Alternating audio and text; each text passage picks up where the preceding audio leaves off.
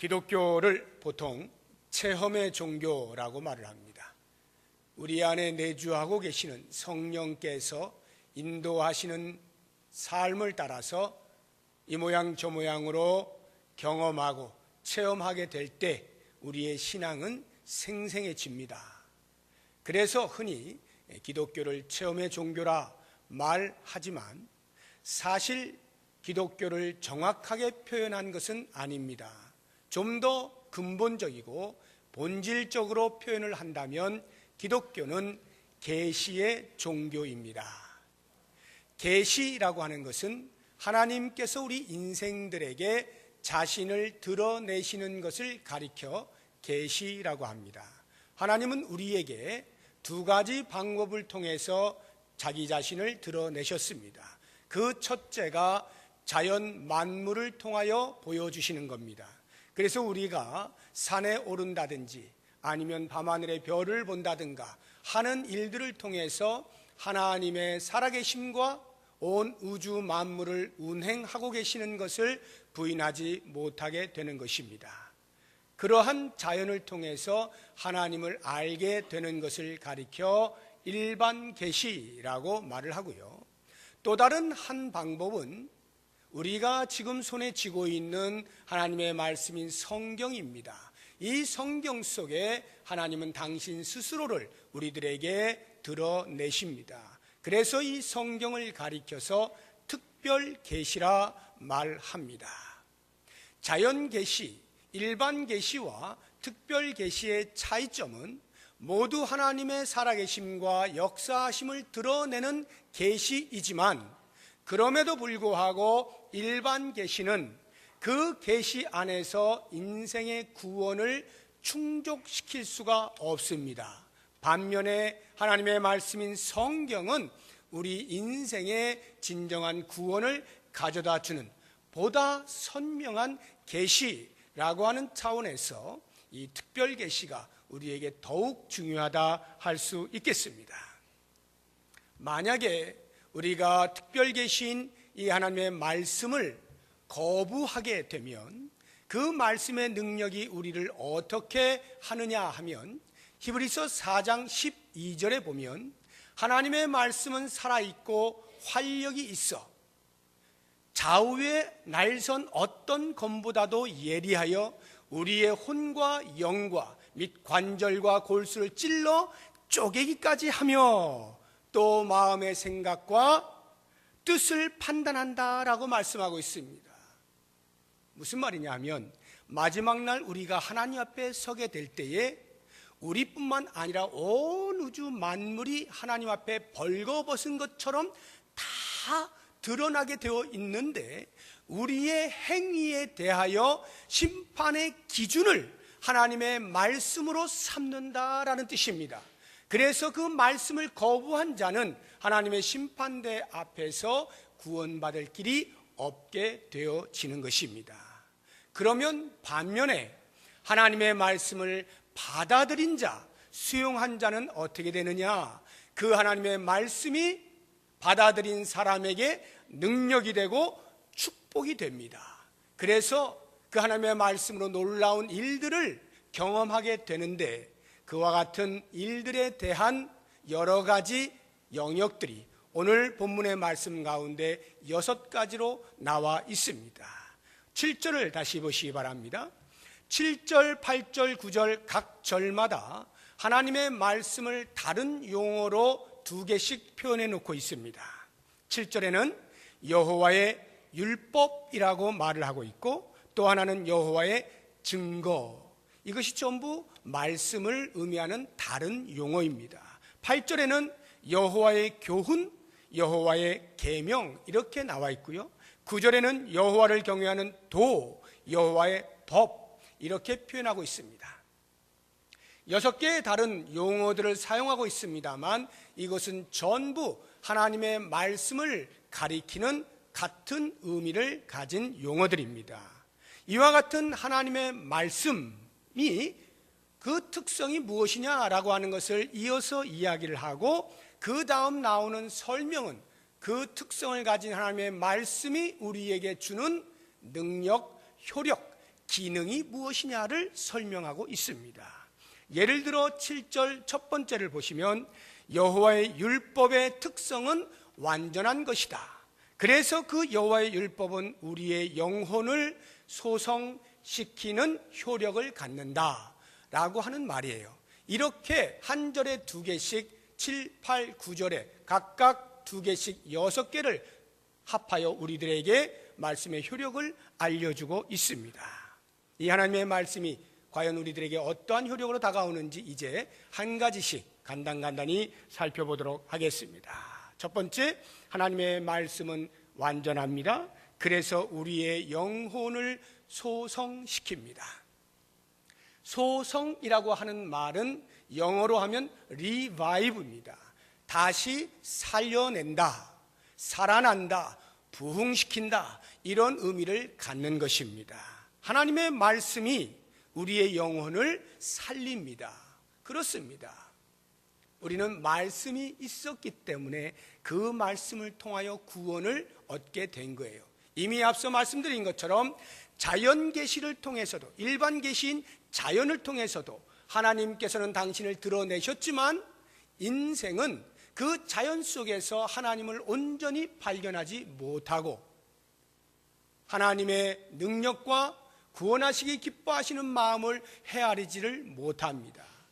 그래서 하나님께서는 이 성경 안에 당신의 마음을 낱낱이 기록하셔서 말씀을 접하는 사람들마다 구원의 길이 어디에 있는가를 알게 하셨습니다. 누구든지 주의 이름을 부르는 자는 구원을 얻으리로다. 이 말씀 외에도 수없이 많은 곳에서 우리의 구원에 관하여 말씀하고 있습니다. 그래서 이 하나님의 말씀은 우리 인생을 모든 죄로부터 구원하는 능력을 갖고 있는 것입니다. 뿐만 아니라 하나님의 말씀은 구원받은 자가 구원받은 자답게 살 수 있는 삶의 변화를 촉구하는 힘이 있습니다. 우리는 구원받았다 하여서 전부 다 구원받은 자답게 어느 날 갑자기 살아낼 수 있는 것이 아닙니다. 여전히 우리가 옛 성품으로 살아왔던 숱한 습관들을 예수 믿고 난 이후에 하나씩 버리는 작업들을 해야 됩니다. 그게 그리 쉽지가 않아요. 그런데 바로 그와 같은 옛 성품을 버리고 새 생활을 할 수 있도록 돕는 것이 하나님의 말씀인 것입니다. 우리를 변화시킬 수 있는 능력을 하나님의 말씀이 가지고 있는 거예요. 또 한 가지 하나님의 말씀이 우리를 소성시킨다라고 할 때 그것은 우리의 삶에 새 힘을 부여하신다는 의미입니다. 우리가 하나님의 자녀로 살아가지만 때때로 상황을 바라볼 때 이 세상 속에서 우리도 모르는 사이에 피곤하고 힘들고 지쳐 쓰러질 때가 있습니다. 이제 더 이상은 걸을 수가 없어 하고 자리에 주저앉게 될 수도 있고요. 연약한 심령으로 하나님을 바라보지 못하고 그만 실망하고 낙심 중에 심하면 좌절과 절망을 경험할 수도 있습니다.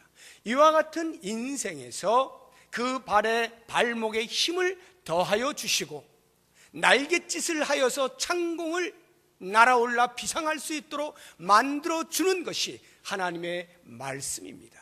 주의 말씀을 접하게 될 때 그 말씀 속에서 우리로 하여금 새 힘을 얻게 만들어 주는 것입니다. 그러므로 사랑하는 성도 여러분,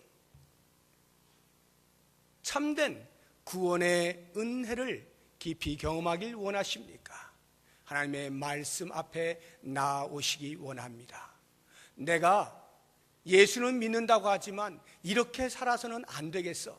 정말 내가 새로운 삶을 살아봐야지. 이제는 나도 좀 변할 때가 됐어. 자신이 하나님의 거룩하심처럼 나도 거룩해 보아야겠다라고 작정을 하시게 되면 그분은 하나님의 말씀 앞으로 나오십시오. 그 말씀이 여러분들의 삶의 변화를 도와줄 것입니다. 뿐만 아니라 영혼이 지쳐서 힘들고 더 이상 소망을 갖지 못하고 낭망 중에 있을 때 사랑하는 성도 여러분, 주의 말씀을 붙잡으시기 바랍니다.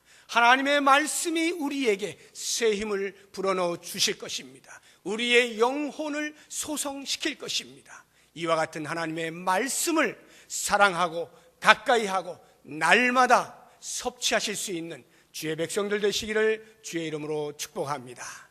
두 번째로 하나님의 말씀이 우리에게 어떠한 효력을 가져다 주는지 7절 뒷부분을 보시겠습니다. 여호와의 증거는 확실하여 우둔한 자를 지혜롭게 합니다. 하나님의 말씀은 우둔한 자, 미련한 자를, 어리석은 자를 지혜롭게 만들어주는 힘을 가지고 있습니다. 지혜가 뭘까요? 이 땅에 난무하고 있는 숱한 정보들을 수집하는 것, 그것은 지식이라고 합니다. 지식과 지혜는 조금 다릅니다. 성경에서 말하는 참된 지혜라고 하는 것은 첫째로 하나님을 아는 것입니다.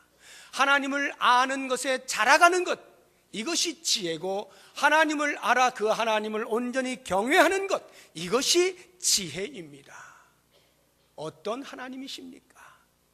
좋으신 하나님, 당신의 자녀들에게 어찌하든지 좋은 것 주시기를 기뻐하시는 하나님, 우리들에게 사명을 심어주시고 그 사명을 따라 성실히 살아갈 수 있도록 용기를 불어넣어 주시는 거룩으로의 열망으로 가득 찬 하나님, 하나님의 각각의 성품들이 적나라하게 드러나 있는 것이 하나님의 말씀입니다. 이 말씀을 접할 때 우리 하나님이 어떤 분이신가를 섬세하게 알 수 있게 되는 거예요. 그러니 말씀을 먹으면 먹을수록 그 하나님을 더 많이 알아가게 되는 것이죠. 뿐만 아니라 하나님의 말씀은 우리로 선악을 분별할 수 있는 능력을 제공해 줍니다. 선악을 분별하는 거예요. 무엇이 선이고 무엇이 악이냐, 이것을 분별하는 기준이 바로 하나님이에요. 말씀을 통하여 하나님이 어떤 분이신가를 알게 되니까 선이 무엇인지 악이 무엇인지 하나님을 기준하여 분별이 가능해지는 겁니다. 그렇게 분별하고 나면 선한 하나님의 편에 서서 그 선을 행하는 삶을 살 수가 있어요. 왜? 그 선을 행하는 것이 하나님을 기쁘시게 하는 것임을 깨닫기 때문이죠. 그래서 하나님의 말씀을 가까이 대하면 대할수록 우리는 선악을 분별하는 능력이 있을 뿐만 아니라 선을 행하여 하나님을 기쁘시게 하는 삶을 살 수가 있는 것입니다. 뿐만 아니라 하나님의 말씀은 사탄이 지배하고 있는 이 세상의 영역 속에서 성도로서 과연 어떻게 살아가야 하느냐라고 하는 삶의 지혜를 또한 제공해 줍니다. 매우 중요한 것이죠. 이 땅에서 어떻게 살아야 하느냐라고 하는 것을 많은 사람들은 세상의 여러 관습과 경험을 통해서 터득한 것들을 우리 자녀들에게 물려주곤 합니다. 얘야, 이런 건 이럴 때는 이렇게 살아야 되는 거야, 저럴 땐 저렇게 살아야지. 그러나 그것이 우리들에게 절대 기준이 될 수 없어요. 이미 타락하여 죄에 물들어 오염된 세상에서의 가치와 생활 방식을 기준하여서 내놓는 기준이라고 하는 것이 이미 틀린 것이기 때문에 우리는 하나님의 말씀, 그 말씀이 우리의 기준이 되어서 그 말씀으로 삶을 사는 지혜를 얻을 수가 있는 거예요. 이와 같은 삶의 지혜를 얻는 대표적인 민족이 유대인들입니다. 여러분이 다 아시는 것처럼 유대인들은 12살 성년식을 할 때 12살 되면 이미 어느 정도 율법을 암송을 다 합니다.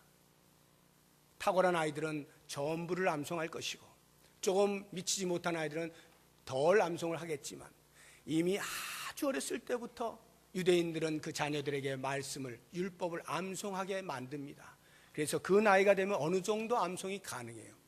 그런데 놀라운 것은 그와 같은 지식을 전수하고 하나님의 지혜를 알리고 있는 유대 민족이 오늘날 이 땅의 구석구석에서 대부분의 머리에 차지하고 있다라고 하는 것 다 알고 있지 않습니까? 전 세계를 휘어잡고 있는 미국을 휘어잡는 민족이 유대민족 아닙니까? 이런 것은 우연의 일치겠지라는 것으로 치부해버릴 것이 아닙니다. 깊은 생각을 해야 돼요. 왜 그럴까? 하나님의 말씀이 우리 인생으로 살아가야 할 방편을 알려주고 지혜를 제공하기 때문인 것을 기억해야 됩니다. 저는 마음속에 이런 생각이 있어요. 율법을 암송하며 사는 유대인들이 세상을 지배할 정도의 지도력을 발휘할 수 있다고 한다면, 하물며 율법뿐만이 아니라 구약뿐만이 아니라 신약까지도 손에 쥐고 있는 하나님의 백성들, 그리스도인들이 세상을 이끌어가야 하는 것, 당연한 것 아닌가? 이런 생각을 해볼 때 다른 데에 답이 없죠. 성도된 자들이, 그리스도인들이 다른 그 무엇보다도 하나님의 말씀에 깊이 빠져서 그 말씀을 통하여서 영양분을 섭취하고 말씀이 주는 지혜를 통하여서 세상을 이끌어 갈 수 있어야 하는 거죠. 우리의 후손들에게 무엇을 남겨줄 것이냐 할 때 하나님의 말씀으로 교육하는 그 믿음을 남겨야 하지 않겠습니까? 그래야 우리의 후손들이 이 땅에서 하나님 나라의 백성으로 세상을 이끌어 갈 수 있게 되는 것이죠. 모쪼록 원하기는 그 누구보다 먼저 나 자신이 하나님의 말씀을 많이 먹고 그 말씀이 주는 지혜를 통해서 이 세상을 다스리시고 정복하시고 유익하게 하는 일에 쓰임받을 수 있는 우리 모두가 될 수 있기를 주의 이름으로 축복합니다. 세 번째로 하나님의 말씀의 효력이 8절 첫 번째를 보시면 여호와의 교훈은 정직하여 마음을 기쁘게 한다 말씀하고 있습니다. 마음을 기쁘게 하는 것, 우리의 마음이 기쁠 수 있는 여러 가지 요소들이 있습니다. 자녀가 성적을 잘 받아오면, 자녀가 출세하면 기쁠 수가 있고, 건강검진을 했는데 별탈 없이 건강하다는 소리 들으면 기쁠 수가 있고, 생각지도 않았는데 주머니에 물질이 좀 들어오면 기쁠 수가 있고, 여러 가지 많은 일들에 의해서 우리는 기뻐할 수가 있습니다. 그러나 그와 같은 기쁨들은 일시적일 뿐이지 영구한 것은 아닙니다. 우리를 영원토록 기쁘게 만들 수 있는 것은 이것입니다. 사람의 마음은요, 당장 먹고 사는 일 때문에 눈앞에 보이는 현실에 대해서 손으로 움켜쥘 수 있으면 기뻐할 것 같지만, 사실은 우리가 하나님의 형상대로 지음받은 존재들이기 때문에 마음 깊은 곳에서는 언제나 하나님을 향한 갈망이 있어요. 하나님이 어떤 분인지 모르지만 진리에 대한 갈급함이 있게 마련입니다. 이건 어느 누구를 막론하고 다 있는 거예요. 이 진리의 갈급함이 진리를 만나게 되었을 때에 오는 해소, 해갈로 말미암는 기쁨, 이것이야말로 인생이 누리는 가장 큰 마음의 기쁨이 아닌가 하는 생각이 듭니다. 하나님의 말씀 안에는 진리의 복으로 가득 차 있어요. 하나님의 말씀 자체가 모두 다 진리예요. 그 진리의 말씀을 우리가 만나게 될 때, 접하게 될 때 그 속에서 구도자의 심정으로 진리를 찾던 자가, 갈급하게 찾던 자가 만나게 될 때 오는 큰 기쁨과 감동과 희열, 이것이 하나님의 말씀 속에 있는 거죠. 그 하나님의 말씀 속에는 하나님께서 우리 인생과 더불어서 맺어놓으신 언약이 있지 않습니까? 내가 너희를 이렇게 해줄게 하고 약속하신 그 약속들이 어떻게 역사를 통해서 이루어가고 있는지, 성취되어 가고 있는지를 말씀을 통하여 보게 됩니다. 그때에 그 좋으신 하나님, 그 선하신 하나님을 말씀 속에서 만나게 되면서, 이야, 정말 기가 막히구나, 참으로 좋으신 하나님이로구나, 진리 안에서 오는 희열을 그 무엇으로 바꿀 수가 없는 거예요. 뿐만 아니라 그 하나님의 말씀 진리를 내 삶에서 살아내게 될 때, 순종하여 살 때, 내가 내 몸으로, 내 생각으로, 내 언어 속에서 하나님의 말씀을 쫓아 사라지는 것을 보게 될 때, 이 또한 더 큰 기쁨이 없을 것입니다. 진리의 말씀, 그 진리의 말씀에 순종하며 사는 삶, 이 모든 것들이 하나님의 말씀 안에 들어있는 것입니다. 그러므로 사랑하는 성도 여러분, 진정한 마음의 기쁨과 평강을 원하십니까? 주의 말씀을 가까이 하십시오. 주의 말씀을 붙잡으세요. 날마다 주의 말씀을 읽고 듣고 묵상하십시오. 그 말씀이 우리에게 참 평안을 가져다 줄 줄로 믿습니다. 이제 네 번째로 8절 뒷부분을 보시게 되면 하나님의 말씀은 순결하여 눈을 밝게 한다 말씀하고 있습니다. 하나님의 말씀은 우리의 눈을 밝게 한다는 거예요. 제가 이렇게 겉으로 볼 때는 멀쩡해도 눈이 그리 좋지가 않아요. 할 수 있는 대로 제가 안경을 좀 안 끼려고 애를 쓰고 있는데 사실 눈이 난시가 좀 있어가지고 저 뒤에 화면에 글씨가 잘 안 보입니다. 그래서 2층에 앉아 계신 분들 얼굴이 정확하게 안 보여요. 식별이 잘 안 됩니다. 대단히 이제 죄송한데 이렇게 어렴풋해요. 아, 그분이겠다, 그분이 이렇게 이제 어렴풋한데 만약에 제가 제 눈에 맞는 도수의 안경을 딱 끼면 어떻게 될까요? 흔히 눈이 나쁜 사람이 어느 날 안경을 끼웠을 때 동일하게 하는 말이 있어요. 와, 딴 세상이네? 이렇게 말하지 않습니까? 세상이 달라 보이는 거예요.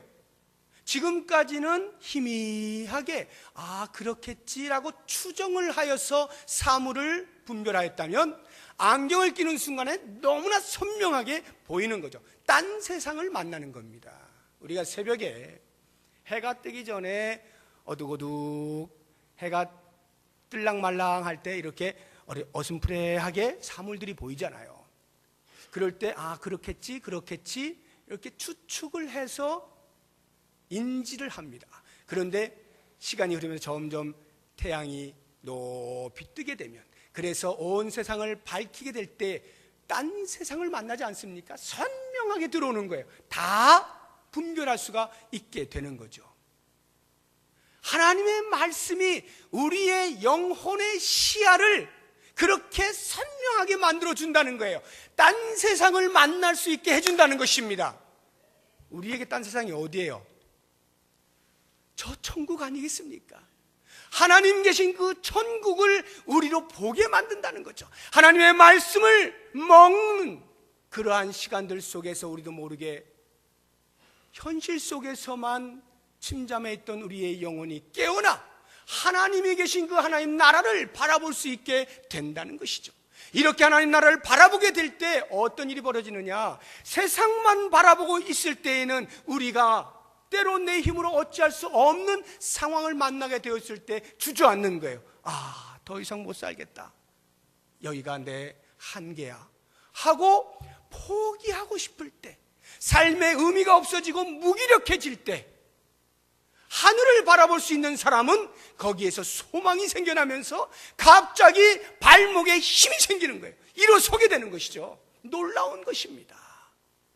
하나님의 말씀은 우리로 딴 세상을 보게 만들어요. 눈이 밝아지는 거예요. 창세기에 보면 눈이 밝아져서 안 좋았던 사람이 있어요. 누구죠? 아담과 하와가 눈이 밝아졌어요. 선악을 알게 나무의 실과를 먹고. 그래가지고 눈이 밝아져서 뭘 했느냐? 자기들의 벗은 몸을 발견하고 부끄러워 무화과 나무 이파리로 치마를 만들어 둘렀다, 이렇게 표현하고 있거든요. 안타까운 일이에요. 눈이 밝아졌는데 그래서 하늘나라를 바라보고 하나님 계신 곳을 보는 것이 아니라 자기의 부끄러움을 발견하고 수치심을 느끼게 된다면 이것은 밝아지나 마나 안 밝아지는 것이 훨씬 낫죠. 그런데 하나님의 말씀은 우리를 그렇게 밝히는 것이 아니라 이 땅으로 끝난 줄 알았던, 이 땅으로 끝나는 줄 알았던 우리의 인생에 새로운 세계가 있음을 밝히 보여준다, 이 말이에요. 그래서 그 나라를 향하여서 오늘도 담대하게 걸어갈 수 있도록 만들어주는 것이 하나님의 말씀이다 라고 할 때 이 말씀을 사랑하지 않을 수 있습니까? 이 말씀을 대하지 않을 수가 있어요? 모쪼록 원하기는 여러분들 주의 말씀을 날마다 상고하는 가운데 영의 눈이 밝게 뜨여져서 하나님 계신 영광스러운 보좌 하늘나라를 만날 수 있기를 주의 이름으로 축복합니다. 다섯 번째로 하나님의 말씀이 우리에게 어떤 효력을 가져다 주는지 9절 앞부분을 보시면 여호와를 경외하는 도는 정결하여 영원까지 이루고 라고 되어 있습니다. 영원까지 이른다는 말의 의미는 두 가지인데요, 하나는 하나님의 말씀이 영원하다라는 뜻입니다. 영원합니다. 이사야서 40장에 보게 되면 모든 육체는 풀과 같고 그 모든 영광이 풀의 꽃과 같아서 풀은 마르고 꽃은 시들어 떨어지지만 오직 주의 말씀은 영원토록 선다. 하나님의 말씀은 영영이 서 있습니다. 하나님의 말씀은 영원 세세무궁토록 있습니다. 이것이 하나님의 말씀이에요. 설령 우리의 육체조차도 한계를 가지고 죽음을 피할 수 없는 그러한 사람들이지만 하나님의 말씀만큼은 영원히 존재한다라고 하는 것이고, 이 영원함이라고 하는 것이 우리들에게 무엇을 보장해 주느냐 하면, 그래서 하나님의 말씀은 변하지 않는다라는 것이에요. 하나님의 말씀의 영원성은 불변성을 가져다 줍니다. 말씀이 변하지 않는다는 것은 일관되다는 것이고, 일관되다는 것은 우리의 삶의 정초로 삼을 수 있다는 것입니다. 여러분, 우리나라에 헌법이 있죠. 미국에는 미국 헌법이 있어요. 각 나라마다 다 헌법이 있어요. 우리 교회 법이 따로 있어요. 교단의 법이 따로, 다 공동체 안에는 각각의 나름대로의 법들이 있어요. 그런데 그 법들이 완벽하지 않습니다. 그래서 시대가 변천함에 따라서 법도 바뀌게 되어 있습니다. 우리나라도 헌법을 가끔씩 바꾸지 않습니까? 우리 교회도 운영세칙 있는 거 가끔씩 필요에 따라 바꿉니다. 이것은 절대적이지 않다라는 뜻이에요. 이 땅의 법들은 변하는 거예요. 왜? 완전하지 않으니까. 그런데 하나님의 말씀은 완전해서 불변이에요. 영원한 하나님의 말씀은 변하지 않아요. 변하지 않는다는 것은 우리에게 신뢰할 만하다는 뜻이고, 신뢰할 만한 것이기 때문에 우리가 바뀌는 헌법을 가지고서도 삶의 토대로 삼고 살아간다고 할 것 같으면, 하물며 영원히 변하지 아니하는 신뢰할 만한 주의 말씀을 우리의 삶의 정초로 삼는 것 당연한 것 아니겠습니까? 하나님의 말씀은 우리의 삶의 근간을 이룹니다. 우리의 기초가 됩니다. 우리의 나아가는 길의 등불이 될 수 있는 거죠. 이와 같은 하나님의 말씀을 우리의 삶의 지표로 삼고 언제나 하나님의 자녀로서의 멋진 삶을 사시기를 주의 이름으로 축복합니다. 이제 마지막 여섯 번째 9절 뒷부분을 보시게 되면 여호와의 법이 진실하여 의롭다라고 말씀하고 있습니다. 이 의롭다는 말씀을 두 가지로 생각합니다. 하나는 왜 의로우냐? 하나님의 말씀이 왜 의로울까? 그것은 말씀하신 분이 의롭기 때문에 그 입에서 나오는 말이 다 의롭다라는 뜻입니다. 왜 하나님의 말씀이 의로운가? 하나님이 의로우신 분인 것입니다. 하나님이 절대 의를 가지고 계셔요. 그래서 그 절대 의를 가지신 분의 입에서 나온 말이기 때문에 절대 의롭다라는 것이죠. 뿐만 아니라 이 하나님의 말씀이 지향하고 있는 목적이 선하기 때문에 또한 의로운 것입니다. 하나님의 말씀을 통해서 인생을 파멸로 이끌고자 하는 의도는 요만큼도 없습니다. 하나님은 당신의 말씀을 통해서 인류가 구원받을 수 있는 길을 제시하고 어떻게 사는 것이 행복이다라고 하는 것을 알려주시기 위하여 말씀을 우리들에게 주시는 겁니다. 이와 같은 말씀의 목적이 선하기 때문에 이 말씀은 의로운 거예요.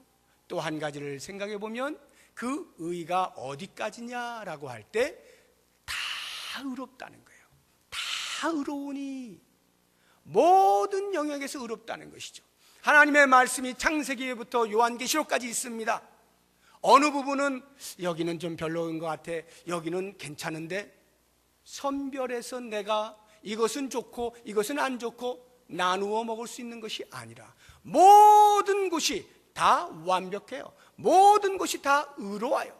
그래서 어느 것 하나도 빼놓을 것이 없습니다. 이것을 가리켜서 성경 무오설이라고 합니다. 성경은 오류가 없어요. 오늘날에 많은 신학이 성경이 오류가 있다 하여서 이렇게 저렇게 난도질을 해서 남는 것이 별로 없게 만들어 놓았어요. 우리는 이렇게 두꺼운 성경책을 들고 있지만 그 난도질 다 하고 나면 한 장으로 끝날지도 모릅니다. 이러한 시대를 살고 있는 우리들이 이 하나님의 말씀이 절대 무오하다는 것을, 하나님의 말씀은 다 의로우니 라고 하는 이 말씀을 통해서 확신을 하시고 창세기부터 요한계시록까지 편식하지 아니하고 두루 영양분을 섭취해서 균형 잡힌 조화가 있는 그러한 신앙인으로 살아가야 될 것입니다. 이제 제가 마지막으로 이 전체를 요약하고 있는 10절의 말씀을 종합적 요약으로 말씀드리겠습니다. 10절 보십시오. 금 곧 많은 순금보다 더 사모할 것이며 꿀과 송이꿀보다 더 달도다. 무엇이요? 하나님의 말씀이. 앞에 나오는 금을 비유하여 말씀하신 것은 하나님의 말씀의 가치를 우리에게 이야기해 주는 것이고, 꿀을 비유하여 말씀하고 있는 뒷부분의 것은 그 말씀의 효력을 우리에게 들려주고 있는 것입니다. 먼저 앞부분을 보십시오. 금 곧 많은 순금보다 더 사모할 만큼 가치가 있다 이 말이에요. 우리가 이 땅에서 가장 가치 있는 것을 뭐로 여깁니까? 이 시편 기자가 그 당시에 생각하는 것이 금이었습니다. 금이 이 땅에서 가장 가치가 있다라고 볼 때 그것보다 훨씬 더 이런 말이에요. 금 곧 많은 순금보다, 뭐 조금도 아니고 많은, 그것도 14K 아니고 순금, 그것보다 더 사모할 만큼 가치가 있는 것이 하나님의 말씀이다.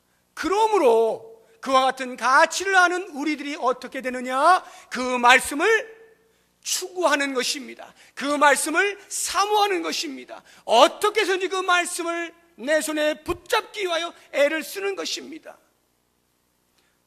오늘날의 우리들은 너무나 가까이에서 하나님의 말씀을 손에 쥐고 있어서 그 귀중함과 가치를 오히려 놓치고 있는지도 모릅니다.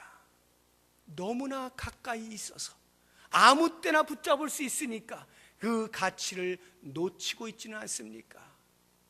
사랑하는 성도 여러분, 하나님의 말씀이 우리가 그렇게도 일용할 양식을 위하여 얻기를 원하는 물질보다도 훨씬 더 가치가 있는 것임을 분명히 기억하시고, 이 하나님의 말씀을 날마다 사모하시고 추구하시고 붙잡으셔서 그 말씀의 가치를 가진 자로서의 가치 있는 삶을 사시기를 주의 이름으로 축복합니다. 두 번째, 꿀은 뭘 이야기해 주느냐? 말씀의 효력이라 했습니다. 말씀의 효력. 꿀은요, 달죠. 와, 달다. 이 말의 의미는 우리 인생의 즐거움을 준다는 말이에요. 인생의 만족감을 준다는 거예요. 그런데 말이죠, 꿀도 그냥 꿀이 아니에요. 꿀과 송이꿀보다 더 달도다. 앞에서 금 곧 많은 순금보다 라고 말한 것처럼 강조하는 거예요. 꿀과 송이꿀보다. 꿀은 뭐고 송이꿀은 뭔가? 꿀은 꿀이고요, 송이꿀은 벌집통에 있는 꿀을 말하는 거예요. 그러니까 꿀 요만큼이 아니라 벌집에서 그냥 꿀이 줄줄줄줄 흘러내리는 그걸 말하는 거예요. 금 그냥 요만큼이 아니라 많은 순금인 것처럼 꿀 요만큼이 아니라 벌집 통해서 막 흘러 넘치는 그러한 꿀보다 더 단 것이 하나님의 말씀입니다. 다시 말하면 하나님의 말씀이 우리 인생의 진정한 즐거움과 만족을 갖다 준다는 거예요. 그와 같은 하나님의 말씀을 우리가 멀리하고 어디에서 즐거움을 찾느냐는 거죠.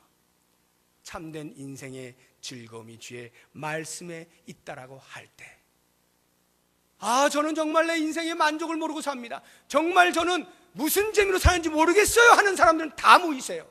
하나님의 말씀 앞으로 나오십시오. 말씀을 읽고 듣는 가운데에서 그 말씀이 우리에게 주시는 놀라운 만족감과 기쁨과 희열을 맛볼 수 있기를 바랍니다. 모쪼록 사랑하는 성도 여러분, 제가 오늘 말씀의 제목을 말씀 예찬이라고 했는데 그냥 말씀 좋은 겁니다. 찬양하고 말겠다는 뜻이 아니에요. 그렇게 좋은 거 어떻게 할 거냐? 여러분들에게 촉구하는 겁니다. 어떻게 하실 것입니까? 내 손에 쥐어져 있는 이 하나님의 말씀 그냥 덜렁덜렁 건성으로 그렇게 취급해 버리겠습니까? 아니면 순금보다 더 귀하고 귀중하고 가치 있는 것으로 여겨서 그 말씀이 우리에게 주는 꿀과 송이꿀보다도 더 단 인생의 즐거움을 누리겠습니까? 여러분 선택하십시오. 하나님의 말씀은 이미 우리에게 복 주시기로 작정하셨어요. 이 말씀을 붙잡으시는 저와 여러분 되시기를 주의 이름으로 축복합니다. 기도하겠습니다. 하나님 감사합니다. 놀라운 구원의 은혜를 알려주시고 인생이 어떻게 살아야 하는지 삶의 지혜를 주시고 여기에 진정한 행복이 있는 것을 알려주시고 하나님의 말씀으로 우리로 하나님의 자녀의 권세를 누리며 살아갈 수 있도록 하신 것 감사합니다. 원하옵나니 이 말씀을 소홀히 여기지 아니하고 무시하지 아니하고 옆에 두지 아니하고 끝까지 말씀을 먹고 자라 하나님의 자녀의 권세를 마음껏 즐기며 누리며 살아갈 수 있는 우리 모두가 되게 하여 주시옵소서. 예수님의 이름으로 기도드립니다. 아멘. 우리 다 같이